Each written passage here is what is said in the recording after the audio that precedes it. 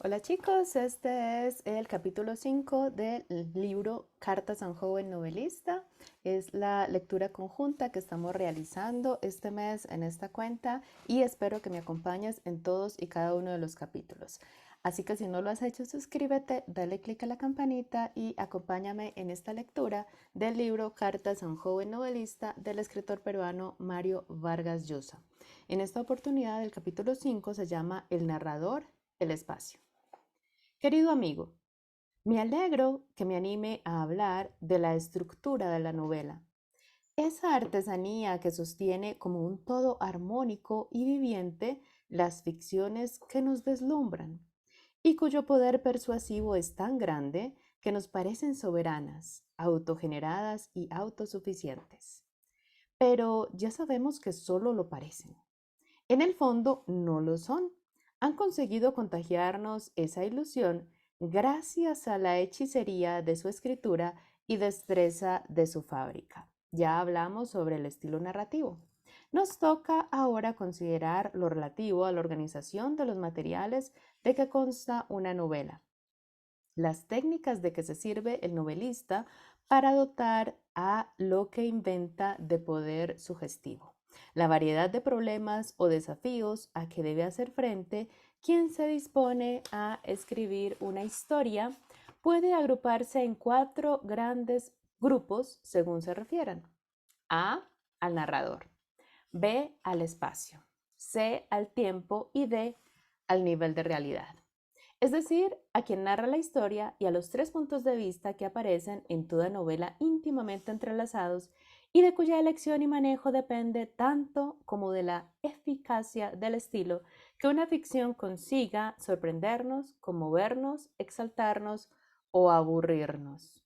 Me gustaría que habláramos hoy del narrador, el personaje más importante de todas las novelas, sin ninguna excepción, y del que en cierta forma dependen todos los demás.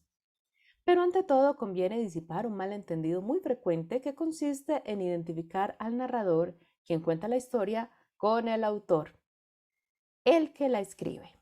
Este es un gravísimo error que cometen incluso muchos novelistas que por haber decidido narrar sus historias en primera persona y utilizando deliberadamente su propia biografía como tema, creen ser los narradores de sus ficciones. Se equivocan. Un narrador es un ser hecho de palabras, no de carne y hueso como suelen ser los autores. Aquel vive solo en función de la novela que cuenta y mientras la cuenta. Los confines de la ficción son los de su existencia, en tanto que el autor tiene una vida más rica y diversa que antecede y sigue a la escritura de esa novela y que ni siquiera, mientras la está escribiendo, absorbe totalmente su vivir. El narrador es siempre un personaje inventado, un ser de ficción al igual que los otros, aquellos a los que él cuenta, pero más importante que ellos, pues de la manera como actúa, mostrándose u ocultándose, demorándose o precipitándose, siendo explícito o elusivo, gárrulo o sobrio, juguetón o serio, depende que estos nos persuadan de su verdad o nos disuadan de ella y nos parezcan títeres o caricaturas. La conducta del narrador es determinante para la coherencia interna de una historia, la que a su vez es factor esencial de su poder persuasivo. El primer problema que debe resolver el autor de una novela es el siguiente: ¿quién va a contar la historia? Las posibilidades parecen innumerables, pero en términos generales se reducen en verdad a tres opciones: un narrador personaje, un narrador omnisciente, exterior y ajeno a la historia que cuenta, o un narrador ambiguo del que no está claro si narra desde dentro o desde fuera del mundo narrado. Los dos primeros tipos de narrador son los de más antigua tradición, el último en cambio de solera recientísima, un producto de la novela moderna. Para averiguar cuál fue la elección del autor, basta comprobar desde qué persona gramatical está contada la ficción.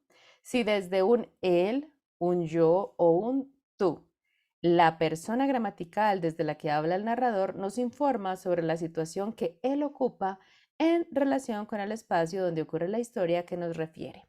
Si lo hace desde un yo o desde un nosotros, caso raro pero no imposible, acuérdese de la Citadelle de Antoine de Saint-Exupéry o de muchos pasajes de Las uvas de la ira de John Steinbeck. Está dentro de ese espacio, alternando con los personajes de la historia. Si lo hace desde la tercera persona, un él está fuera del espacio narrado y es, como ocurre en tantas novelas clásicas, un narrador omnisciente que imita a Dios Padre Todopoderoso, pues lo ve todo, lo más infinitamente grande y lo más infinitamente pequeño del mundo narrado. Y lo sabe todo, pero no forma parte de ese mundo al que nos va mostrando desde afuera, desde la perspectiva de su mirada volante. ¿Y en qué parte del espacio se encuentra el narrador que narra desde la segunda persona gramatical, el tú, como ocurre, por ejemplo, en L'Impleur du Temps de Michel Buteau, Aura de Carlos Fuentes, Juan Sin Tierra de Juan Goytisolo, 5 horas con Mario de Miguel Delibes o en muchos casos de Galíndez de Manuel Vázquez Montalbán? No hay manera de saberlo de antemano, solo en razón de esa segunda persona gramatical en la que se ha instalado. Pues el tú podría ser el de un narrador omnisciente, exterior al mundo narrado, que va dando órdenes, imperativos, imponiendo que ocurra lo que nos cuenta, algo que ocurría, en ese caso, merced a su voluntad omnímoda y a sus plenos poderes ilimitados de que goza ese imitador de Dios. Pero también puede ocurrir que ese narrador sea una conciencia que se desdobla y se habla a sí misma mediante el subterfugio del tú. Un narrador, personaje algo esquizofrénico, implicado en la acción, pero que disfraza su identidad al lector y a veces a sí mismo, mediante el artilugio del desdoblamiento. En las novelas narradas por un narrador que habla desde la segunda persona, no hay manera de saberlo con certeza, solo de deducirlo por evidencias internas de la propia ficción. Llamemos punto de vista espacial a esta relación que existe en toda novela entre el espacio que ocupa el narrador en relación con el espacio narrado y digamos que él se determina por la persona gramatical desde la que se narra. Las posibilidades son tres. A, un narrador personaje que narra desde la primera persona gramatical, punto de vista en el que el espacio del narrador y el espacio narrado se confunden.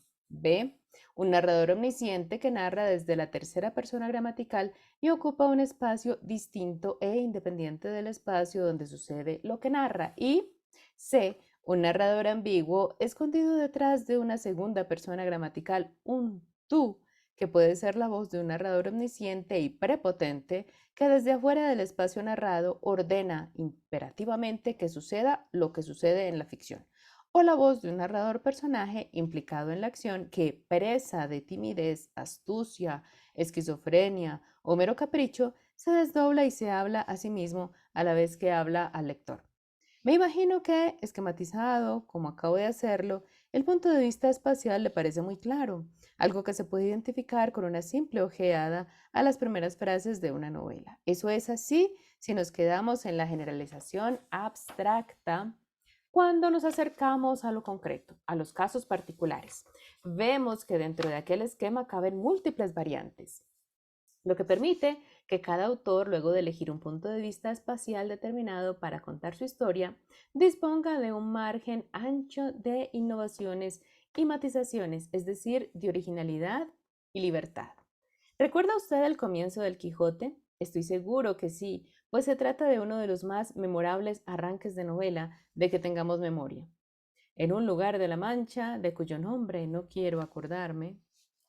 Atendiendo a aquella clasificación no hay la menor duda. El narrador de la novela está instalado en la primera persona, habla desde un yo, y por lo tanto es un narrador personaje cuyo espacio es el mismo de la historia. Sin embargo, pronto descubrimos que, aunque ese narrador se entrometa de vez en cuando, como en la primera frase, y nos hable desde un yo, no se trata en absoluto de un narrador personaje, sino de un narrador omnisciente. El típico narrador émulo de Dios que desde una envolvente perspectiva exterior nos narra la acción como si narrara desde fuera, desde un él. De hecho, narra desde un él, salvo en algunas contadas ocasiones en que, como al principio, se muda a la primera persona y se muestra al lector relatando desde un yo exhibicionista y distractor, pues su presencia súbita en una historia de la que no forma parte es un espectáculo gratuito y que distrae al lector de lo que en aquella está ocurriendo. Esas mudas o saltos en el punto de vista espacial de un yo a un él, de un narrador omnisciente a un narrador personaje o viceversa, alteran la perspectiva, la distancia de lo narrado, y pueden ser justificados o no serlo. Si lo son, si con esos cambios de perspectiva espacial solo asistimos a un alarde gratuito de la omnipotencia del narrador, entonces la incongruencia que introducen conspira contra la ilusión, debilitando los poderes persuasivos de la historia. Pero también nos dan una idea de la versatilidad de que puede gozar un narrador y de las mudas a que puede estar sometido, modificando con esos saltos de una persona gramatical a otra la perspectiva desde la cual se desenvuelve lo narrado. Veamos algunos casos interesantes de versatilidad de esos saltos o mudas espaciales del narrador. Seguro que usted recuerda el inicio de Moby Dick. A ver, bueno, vamos a retomar porque mis perritos estaban ladrando. Veamos algunos, veamos algunos casos interesantes de versatilidad de esos saltos o mudas espaciales del narrador. Seguro que usted recuerda el inicio de Moby Dick, otro de los más turbadores de la novela universal. Call me Ishmael. Supongamos que me llamo Ismael. Extraordinario comienzo, ¿no es cierto? Con solo 3 palabras inglesas, Melville consigue crear en nosotros una hormigueante curiosidad sobre este misterioso narrador personaje cuya identidad se nos oculta, pues ni siquiera es seguro que se llame Ismael. El punto de vista espacial está muy bien definido, desde luego. Ismael habla desde la primera persona, es un personaje más de la historia, aunque no el más importante. Lo es el fanático e iluminado Capitán Hacha. ¿O acaso su enemiga, esa ausencia tan obsesiva y tan presente que es la ballena blanca, a la que persigue por todos los mares del mundo, pero sí un testigo y participante de gran parte de aquellas aventuras que cuenta, las que no las conoce de oídas y retransmite al lector? Este punto de vista está rigurosamente respetado por el autor a lo largo de la historia, pero solo hasta el episodio final.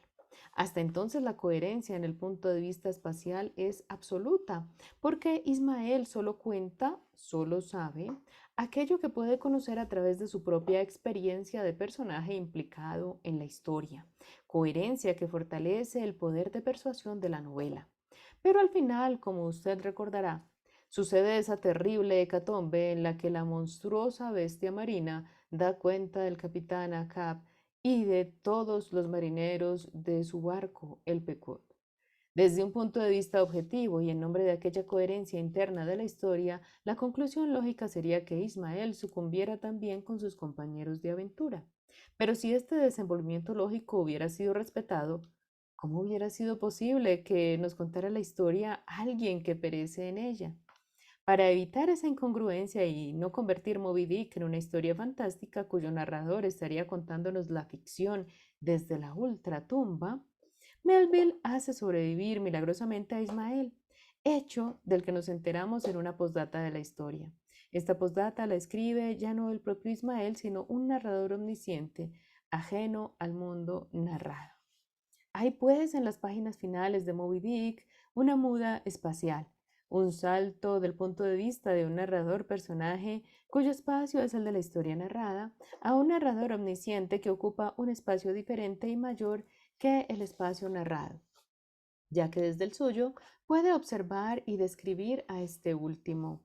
De más está decirle algo que usted debe de haber reconocido hace rato, que esas mudanzas de narrador no son infrecuentes en las novelas. Todo lo contrario, es normal que las novelas sean contadas, aunque no siempre lo advirtamos a primera vista, no por uno, sino por dos y a veces varios narradores, que se van relevando unos a otros como en una carrera de postas para contar la historia. El ejemplo más gráfico de este relevo de narradores de mudas espaciales que se me viene a la cabeza es el de Mientras agonizo, esa novela de Faulkner que relata el viaje de la familia Bundren por el mítico territorio sureño para enterrar a la madre Adibundren, que quería que sus huesos reposaran en el lugar donde nació. Ese viaje tiene rasgos bíblicos y épicos, pues ese cadáver se va descomponiendo bajo el implacable sol del Deep South. Pero la familia prosigue impertérrita su tránsito, animada por esa convicción fanática que suelen lucir los personajes faulknerianos. ¿Recuerda cómo está contada esa novela, o mejor dicho, quién la cuenta? Muchos narradores, todos los miembros de la familia Bundren. La historia va pasando por las conciencias de cada uno de ellos, estableciendo una perspectiva itinerante y plural.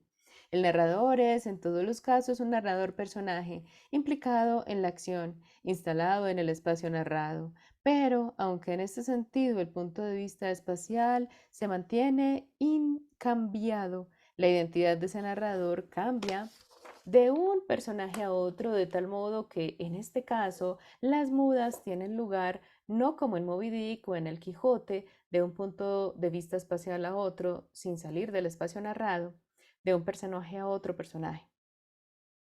Si estas mudas son justificadas, pues contribuyen a dotar de mayor densidad y riqueza anímica de más vivencias de la ficción, esas mudas resultan invisibles al lector, atrapado por la excitación y curiosidad que despierta en él la historia. En cambio, si no consiguen este efecto, logran el contrario.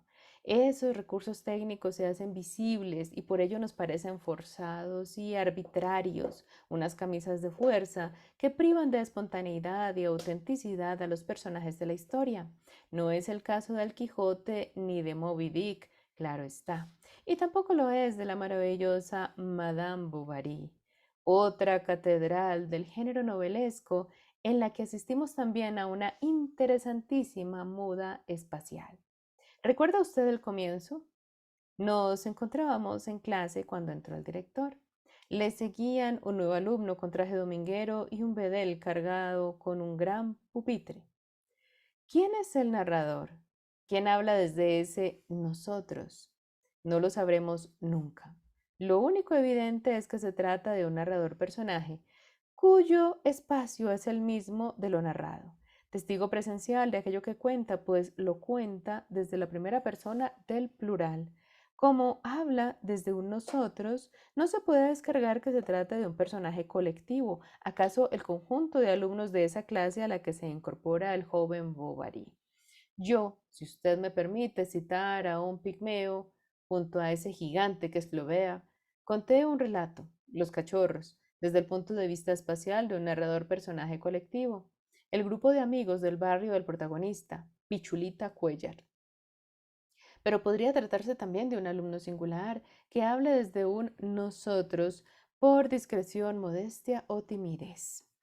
Ahora bien, este punto de vista se mantiene apenas unas cuantas páginas, en las que 2 o 3 veces escuchamos esa voz en primera persona, refiriéndonos a una historia de la que se presenta inequívocamente como testigo. Pero en un momento difícil de precisar, en esa astucia hay otra proeza técnica. Esa voz deja de ser la de un narrador personaje y muda a la de un narrador omnisciente ajeno a la historia, instalado en un espacio diferente al de esta, que ya no narra desde un nosotros, sino desde la tercera persona gramatical, él. En este caso, la muda es del punto de vista. Este era al principio el de un personaje y es luego el de un Dios omnisciente e invisible que lo sabe todo y lo ve todo y lo cuenta todo sin mostrarse ni contarse jamás él mismo. Ese nuevo punto de vista será rigurosamente respetado hasta el final de la novela.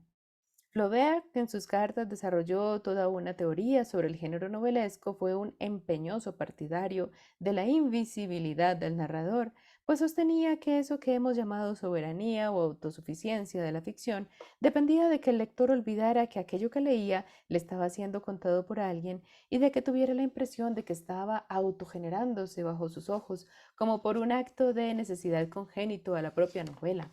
Para conseguir la invisibilidad del narrador omnisciente, creó y perfeccionó diversas técnicas, la primera de las cuales fue la de la neutralidad e impasibilidad del narrador. Esta debía limitarse a narrar y no opinar sobre la que narraba. Comentar, interpretar, juzgar son intrusiones del narrador en la historia, manifestaciones de una presencia, de un espacio y realidad distinta de aquellas que conforman la realidad novelesca, algo que mata la ilusión de autosuficiencia de la ficción, pues delata su naturaleza adventicia, derivada, dependiente de algo, alguien, ajeno a la historia. La teoría de Flaubert sobre la objetividad del narrador como precio de su invisibilidad ha sido seguida largamente por los novelistas modernos, por muchos sin siquiera saberlo. Y por esa razón no es exagerado tal vez llamarlo el novelista que inaugura la novela moderna, trazando entre esta y la novela romántica o clásica una frontera técnica. Eso no significa, desde luego, que porque en ellas el narrador es menos invisible y a veces demasiado visible, las novelas románticas o clásicas nos parezcan defectuosas, incongruentes, carentes de poder de persuasión. Nada de eso. Significa solo que cuando leemos una novela de Dickens, Victor Hugo, Voltaire, Daniel Defoe o Thackeray, tenemos que reacomodarnos como lectores, adaptarnos a un espectáculo diferente del que nos ha habituado la novela moderna. Esta diferencia tiene que ver sobre todo con la distinta manera de actuar en unas y otras del narrador omnisciente. Este en la novela moderna suele ser invisible o por lo menos discreto, y en aquella una presencia destacada, a veces tan arrolladora, que a la vez que nos cuenta la historia parece contarse a sí mismo y a veces hasta utilizar lo que nos cuenta como un pretexto para su exhibicionismo desaforado. ¿No es eso lo que ocurre en esa gran novela del siglo XIX, Los Miserables? Se trata de una de las más ambiciosas creaciones narrativas de ese gran siglo novelesco, una historia que está amasada con todas las grandes experiencias sociales, culturales y políticas de su tiempo y las vividas por Víctor Hugo a lo largo de los casi 30 años que le tomó escribirla, retomando el manuscrito varias veces después de largos intervalos. No es exagerado decir que Los Miserables es un formidable espectáculo de exhibicionismo y egolatría de su narrador, un narrador omnisciente, técnicamente ajeno al mundo narrado, encaramado en un espacio exterior y distinto a aquel, donde evolucionan y se cruzan y descruzan las vidas de Jean Valjean, Monseñor Bienvenu, Gavroche, Marius, Cosette, toda la riquísima fauna humana de la novela. Pero en verdad ese narrador está más presente en el relato que los propios personajes, pues dotado de una personalidad desmesurada y soberbia, de una irresistible megalomanía, no puede dejar de mostrarse todo el tiempo a la vez que nos va mostrando la historia. Con frecuencia interrumpe la acción, a veces saltando a la primera persona desde la tercera, para opinar sobre lo que ocurre, pontificar sobre filosofía, historia, moral, religión, juzgar a sus personajes, fulminándolos con condenas inapelables o ponderándolos y elevándolos a las nubes por sus prendas cívicas y espirituales. Este narrador Dios, y nunca mejor empleado que en este caso el epíteto divino, no solo nos da pruebas continuas de su existencia, del carácter ancilar y dependiente que tiene el mundo narrado, también despliega ante los ojos del lector, además de sus convicciones y teorías, sus fobias y simpatías, sin el menor tapujo ni precaución ni escrúpulo, convencido de su verdad, de la justicia de su causa en todo lo que cree, dice y hace. Estas intromisiones de narrador en un novelista menos diestro y poderoso que Víctor Hugo servirían para destruir enteramente el poder de persuasión de la novela. Esas intromisiones del narrador omnisciente constituirían lo que los críticos de la corriente estilística llamarían una ruptura de sistema, incoherencias e incongruencias que matarían la ilusión y privarían totalmente a la historia de crédito ante el lector. Pero no ocurre así. ¿Por qué? Porque muy pronto el lector moderno se aclimata a esas intromisiones, las siente como parte inseparable del sistema narrativo de una ficción cuya naturaleza consta, en verdad, de dos historias íntimamente mezcladas, inseparables la una de la otra, la de los personajes y la anécdota narrativa que comienza con el robo de los candelabros que lleva a cabo Jean Valjean en casa del obispo Monsieur Bienvenu y termina 40 años más tarde cuando el ex forzado, santificado por los sacrificios y virtudes de su heroica vida, entra en la eternidad con esos mismos candelabros en las manos y la historia del propio narrador, cuyas piruetas, exclamaciones, reflexiones, juicios, caprichos, sermones constituyen el contexto intelectual, un telón de fondo ideológico, filosófico, moral de lo narrado. Podríamos, imitando al narrador egolátrico y arbitrario de Los Miserables, hacer un alto en este punto y hacer un balance de lo que llevo dicho sobre el narrador, el punto de vista espacial, el espacio novelesco. No creo que sea inútil el paréntesis, pues si todo esto no ha quedado claro, me temo que lo que, incitado por su interés, comentarios y preguntas, le diga después, va a ser difícil que usted me ataje en estas reflexiones sobre el apasionante asunto de la forma novelesca, le resulte confuso y hasta incomprensible. Para contar por escrito una historia, todo novelista inventa un narrador, su representante o plenipotenciario en la ficción. Él mismo una ficción, pues como los otros personajes a los que va a contar, está hecho de palabras y solo vive por y para esa novela. Este personaje, el narrador, puede estar dentro de la historia, fuera de ella o en una colocación incierta, según narre desde la primera, la tercera o la segunda persona gramatical. Esta no es una elección gratuita. Según el espacio que ocupa el narrador respecto de lo narrado, variará la distancia y el conocimiento que tiene sobre lo que cuenta. Es obvio que un narrador personaje no puede saber y por lo tanto describir y relatar más que aquellas experiencias que están verosímilmente a su alcance, en tanto que un narrador omnisciente puede saberlo todo y estar en todas partes del mundo narrado. Elegir uno u otro punto de vista significa, pues, elegir unos condicionamientos determinados a los que el narrador debe someterse a la hora de narrar y que, si no respeta, tendrán un efecto lesivo, destructor en el poder de persuasión. Al mismo tiempo, el respeto que guarde a los límites que este punto de vista espacial elegido le fija, depende en gran parte de de que aquel poder de persuasión funcione y lo narrado nos parezca verosímil, imbuido de esa verdad que parecen contener esas grandes mentiras que son las buenas novelas. Es importantísimo subrayar que el novelista goza, a la hora de crear su narrador, de absoluta libertad, lo que significa simplemente que la distinción entre esos tres posibles tipos de narrador, atendiendo al espacio que ocupan respecto del mundo narrado, de ningún modo implica que su colocación espacial agote sus atributos y personalidades, en absoluto.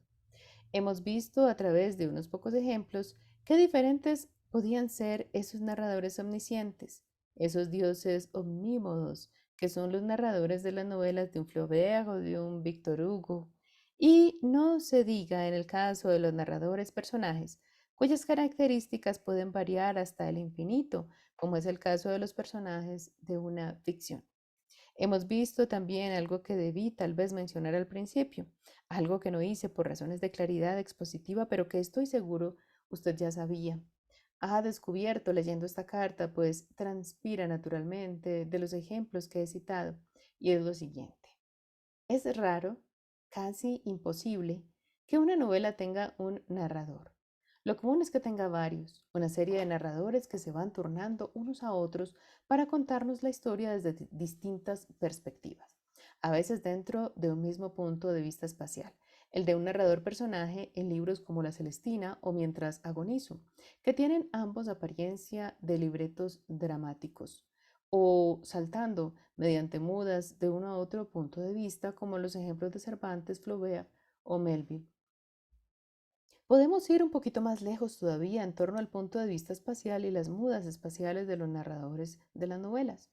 Si nos acercamos a echar una ojeada minuciosa, congeladora, armados de una lupa, una manera atroz e inaceptable de leer novelas, por supuesto, descubrimos que en realidad esas mudas espaciales del narrador no solo ocurren como en los casos en los que me he valido para ilustrar este tema de una manera general, y por largos periodos narrativos pueden ser mudas veloces y brevísimas que duran apenas unas cuantas palabras, en las que se produce un sutil e inaprensible desplazamiento espacial del narrador. Por ejemplo, en todo diálogo entre personajes privado de acotaciones hay una muda espacial, un cambio de narrador. Sí, en una novela en que hablan Pedro y María, narrada hasta este momento por un narrador omnisciente, excéntrico, a la historia se inserta de pronto este cambio. Te amo, María. Yo te amo también, Pedro. Por el brevísimo instante de proferir aquella declaración de amor, el narrador de la historia ha mudado de un narrador omnisciente que narra desde un él a un narrador personaje, un implicado en la narración, Pedro y María. Y ha habido luego, dentro de ese punto de vista espacial, un narrador personaje, otra muda entre dos personajes de Pedro a María, para retomar luego el relato al punto de vista espacial del narrador omnisciente.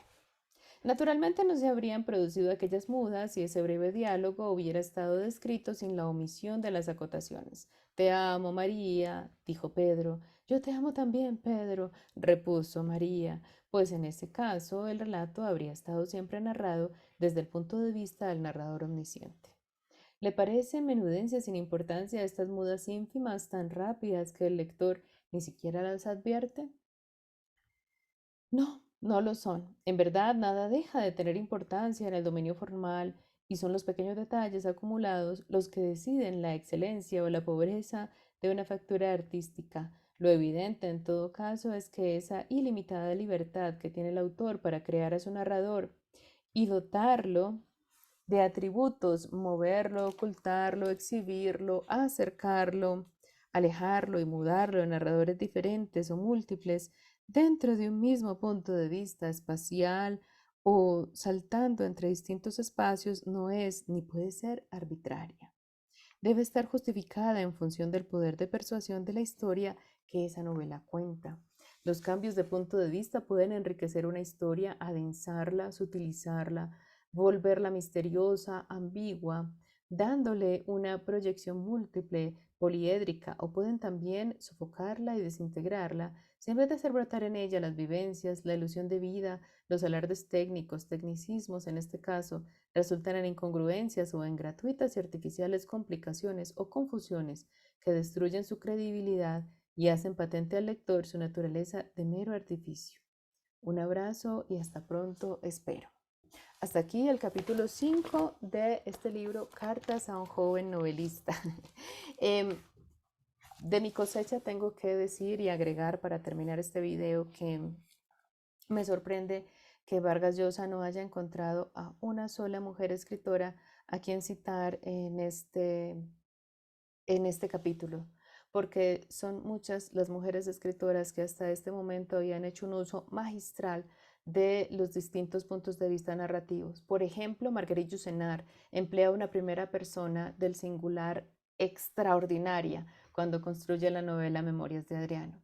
Y Virginia Woolf hace otro tanto cuando hace mudas entre los distintos puntos de vista narrativos en muchas de sus novelas. Y de hecho, el estilo de Virginia Woolf coincide en algunos puntos con el de Faulkner.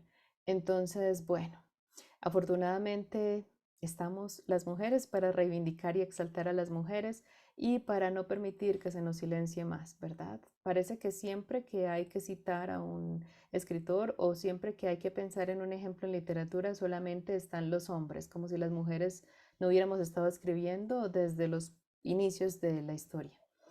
Bueno, esto ha sido todo por hoy. Espero que continúes acompañándome en esta lectura del libro Cartas a un joven novelista de Mario Vargas Llosa. Nos vemos pronto. Recuerda que subo videos los martes y los jueves. Adiós.